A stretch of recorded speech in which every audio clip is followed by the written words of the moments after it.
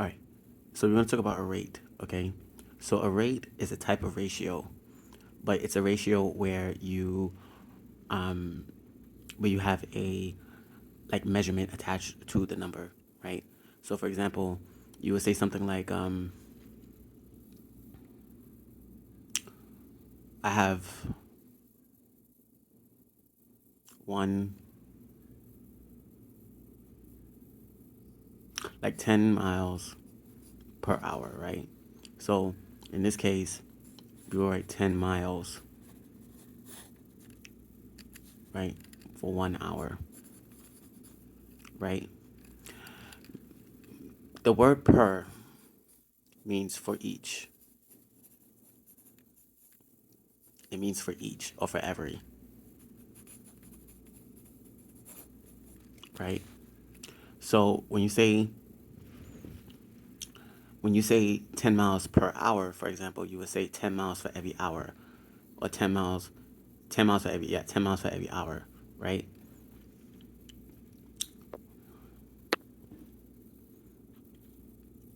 Okay. Another example would be something like,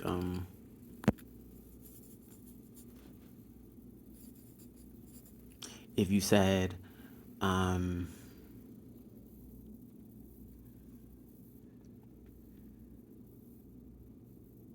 3 lollipops,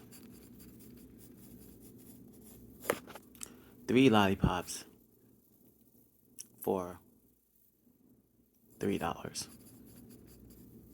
right? In this case, what we're comparing is the miles. What we're comparing, in this case, what the comparison is the miles and the hour, right? And what we're comparing here is the comparison is the lollipop and the dollar, right?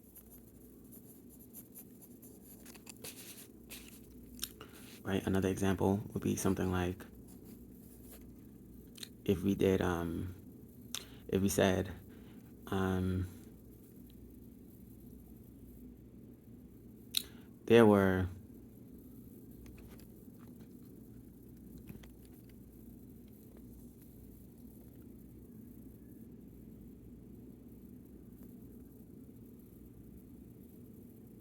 one soda, right? For every one soda costs $1.50, right? So then you say for every one soda there's $1.50. So the comparison is the soda and the dollar, right? Okay. So rate is a type of ratio, right? But it's a ratio that has a specific measurement attached to the ratio. So in this case, for example, the ratio in this example will be the ratio is 10 to 1, but the rate is miles per hour, miles an hour. The ratio in this is 3 to 3, but the rate is lollipops to dollars because we're talking about a specific measurement. In this case, the ratio is $1 to $1.50, but the comparison is the soda and the money, like the soda and the dollar itself, right? So that the rate is what makes it different from a ratio, because a ratio is just the comparison between two numbers, but a rate is a comparison between two measurements. So there's a difference, and there's a distinction between the two that has to be distinguished. Okay, so um, so yeah, that's basically it for today in terms of what a rate is, right? So this to recap, a rate is a comparison between two measurements. A ratio is a comparison between two numbers. And when the if something says per, it means for each or for every, meaning that, for example, um,